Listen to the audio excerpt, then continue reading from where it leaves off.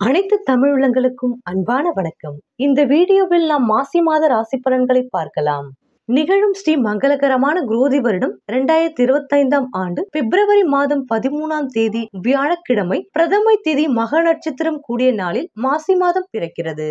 மாத தொடக்கத்தில் கிரகங்களின் சஞ்சாரத்தை ஆராய்ந்து பார்க்கும் பொழுது ரிஷப ராசியில் குரு, சிம்ம ராசியில் சந்திரன், கன்னி ராசியில் கேது, கும்ப ராசியில் சூரியன், சனி மற்றும் புதன், மீன ராசியில் சுக்கிரன் மற்றும் ராகு என கிரகங்கள் சஞ்சரிக்கின்றன. சூரியன் மற்றும் சனி சேர்க்கை இந்த மாதம் முழுவதும் நடைபெறுகிறது. ரிஷப ராசியில் குரு, மீன ராசியில் சுக்கிரன் என பரிவர்த்தனை ஆகின்றார்கள். மாசி 9ஆம் தேதி மிதுன ராசிக்கு செவ்வாய் வக்ர நிவர்த்தி ஆகிறார். மாசி 14ஆம் தேதி மீன ராசியில் புதன் நீச்சம் அடைகிறார். மாசி மாதம் பல வகைகளிலும் சிறப்பு வாய்ந்த நாளாக ஆன்மீகத்தில் பார்க்கப்படுகிறது. இது இறை வழிபாட்டிற்கு உரிய மாதமாகும். ஒவ்வொரு மாதமும் ஒவ்வொரு தெய்வத்தை வழிபட சிறப்பான மாதம் என சொல்வார்கள். ஆனால் மாசி மாதம் அனைத்து தெய்வங்களையும் வழிபடுவதற்கு, அனைத்து விதமான நலன்களை பெறுவதற்கும் உகந்த மாதமாகும். பொதுவாக அமாவாசை நாள் தான் முன்னோர்களுக்கு தர்ப்பணம் கொடுக்க சிறந்த நாளாக கருதப்படுவார்கள். ஆனால் மாசி மாதத்தில் வரும் பௌர்ணமியில் முன்னோர்களுக்கு தர்ப்பணம் கொடுப்பது மிக சிறப்பான பலன்களை தரும் என கூறப்படுகிறது. 12 ஆண்டுகளுக்கு ஒரு முறை கும்பகோணத்தில் நடக்கும் மாசி மகாமகம் இந்த மாதத்தில் தான் நடைபெறும். மாசி மகம் என்பது மாசி மாத பௌர்ணமியுடன் சேர்ந்து வரும் மக நட்சத்திர நாளாகும். இது இந்துக்களால் கொண்டாடப்படும் ஒரு சிறப்பான நாளாகும். மாசி மகம் நாளில் கடலாடும் விழா கொண்டாடப்படுகிறது.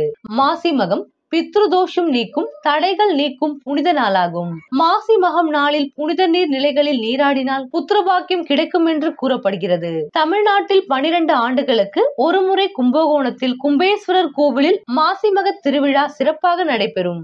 இந்த ஆண்டு இத்தகைய புண்ணியம் வாய்ந்த மாசி மக பெருவிழா பிப்ரவரி மாதம் 24ஆம் தேதி சனிக்கிழமை வருகிறது.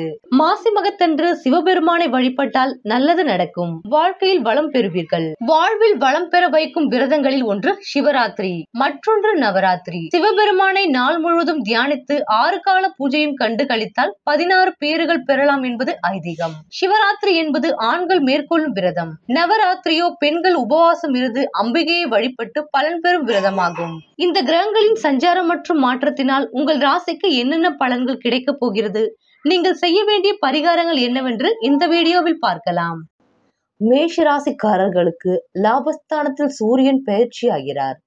இதனால் உங்களுக்கு முன்னேற்றமான காலமாக இருக்கும். நிதி சார்ந்த விஷயங்களில் முன்னேற்றத்தை காண்பீர்கள். சமுதாயத்தில் புதிய உறவுகள், நண்பர்கள் கிடைப்பதற்கான வாய்ப்புகள் உண்டு. மாசி மாதத்தில் உங்களுடைய வேலை, தொழில் சார்ந்த புதிய வாய்ப்புகள் கிடைக்கும். வரும் வாய்ப்புகளை சரியாக பயன்படுத்திக் கொள்ளுங்கள். அதன் மூலம் நல்ல முன்னேற்றத்தை பெறுவீர்கள். உத்தியோகஸ்தர்கள், சக ஊழியர்கள், மேல் அதிகாரிகளின் ஆதரவை பெறுவீர்கள். வியாபாரிகளுக்கு கூட்டாளிகளின் ஆதரவு கிடைக்கும். வருமானம் அதிகரிப்பதற்கான வாய்ப்புகள் உள்ளதால் பண ஆதாயம் பெறுவதற்கான வாய்ப்புகளும் உண்டு. மேஷ ராசிக்கு லாபஸ்தானமான குடும்பத்தில் சூரியன் பயிற்சி ஆகிறார். உங்களுக்கு முன்னேற்றமும் நிதி ஆதாயமும் தரக்கூடியதாகவும் சமூகத்தில் புதிய உறவுகள், நட்புகள் கிடைக்க வாய்ப்புகள் உள்ளது. மாசி மாதத்தில் உங்களுக்கு வேலை, தொழில் தொடர்பாக புதிய வாய்ப்புகள் கிடைக்கும். இந்த வாய்ப்புகளை சரியாக பயன்படுத்தினால் சிறப்பான முன்னேற்றத்தை எதிர்பார்க்கலாம். பணியிடத்தில் சக ஊழியர்கள், மேல் அதிகாரிகளின் ஆதரவை பெறலாம். இதனால் உங்கள் இலக்கை அடைய முடியும். வணிகஸ்தர்களுக்கு கூட்டாளிகளின் ஆதரவு கிடைக்கும். உங்களின் வருமான வாய்ப்புகள் அதிகரிக்கும் என்பதால் பல விதத்தில் பண ஆதாயம் பெறுவீர்கள். கவலைகள் குறையும்.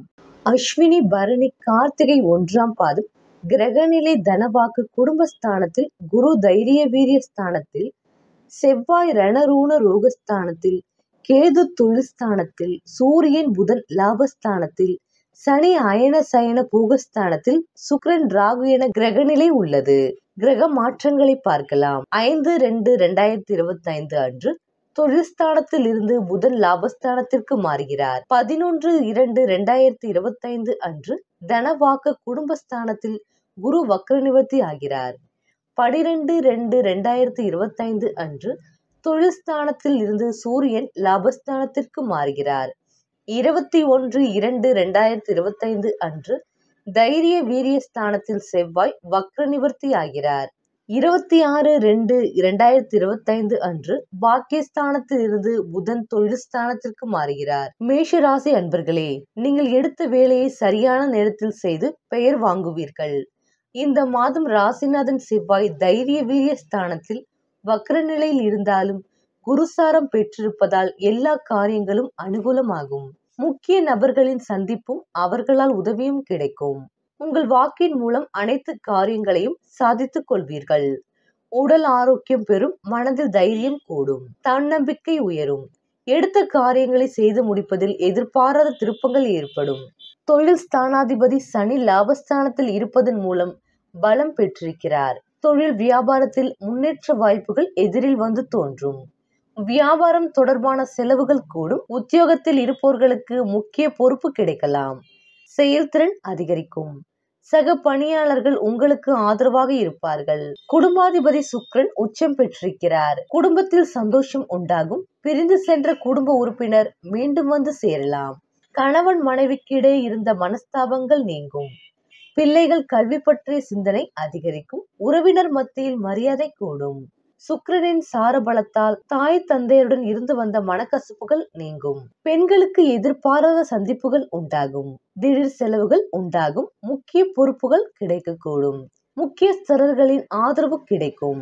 கலைத்துறையினர் கூடுதலாக உழைக்க வேண்டியிருக்கும். உங்களது வேலையை கண்டு சக கலைஞர்கள் பொறாமை கொள்வார்கள். கடன் பிரச்சனை தீரும். செல்வநிலை உயரும். இறுக்கமான சூழ்நிலை மாறும். அரசியல் துறையினருக்கு மேலிடத்து கருத்து வேற்றுமை உண்டாகலாம். கவனம் தேவை. எடுத்துக்கொண்ட காரியங்களில் நிதானத்தை கடைபிடிப்பது நல்லது. நண்பர்களிடம் பக்குவமாக பேசுவது நன்மை தரும். எந்த காரியத்திலும் சாதகமான பலன் பெற வாக்குவாதங்களை தவிர்ப்பது மிக நல்லது. பயணங்களின் போது கவனம் தேவை.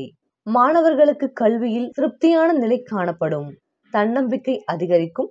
கல்வியில் மேன்மை ஏற்படும். அஸ்வினி நட்சத்திரத்தில் பிறந்தவர்களுக்கு இந்த மாதம் நிலுவையில் உள்ள பணிகள் விரைவாக செய்து முடிப்பீர்கள். குடும்பத்தில் இருந்த குழப்பங்கள் தீர எடுக்கும் முயற்சிகள் சாதகமான பலன் தரும். கணவன் மனைவிக்கு இடையே ஒருவருக்கொருவர் அனுசரித்து செல்வதன் மூலம் மகிழ்ச்சி உண்டாகும்.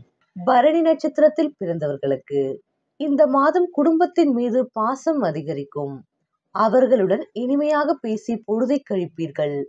மனம் மகிழும் சம்பவங்கள் நடக்கும். முயற்சிகளில் வெற்றி உண்டாகும். பணவரத்து கூடும். கணவன் மனைவிக்கிடையே அந்யோன்யம் அதிகரிக்கும். கார்த்திகை 1ஆம் பாதம் இந்த மாதம் தன்னம்பிக்கையுடன் செயல்பட்டு வெற்றி பெறுவீர்கள்.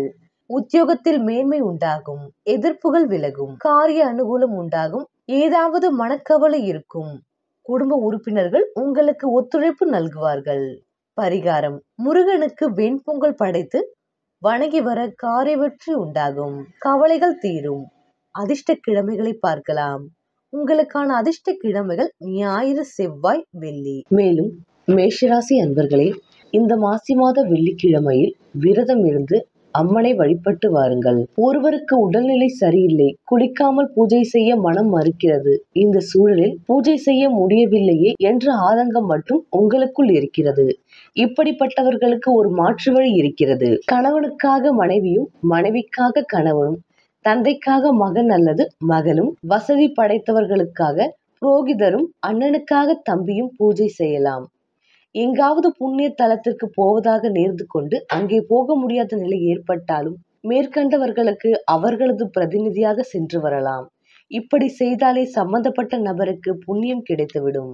கோவிலில் சென்று வழிபடும் போது, கோவில் சுவாமிக்கு அர்ச்சனை செய்யும் போது நெய்வேத்தியமாக தேங்காய், வாழைப்பழம், வெற்றிலை பாக்கு வைத்து வழிபட்டால் மிக நல்லது. மேஷராசி அன்பர்களே, இந்த பரிகாரத்தை செய்து வளமோடு வாழுங்கள்.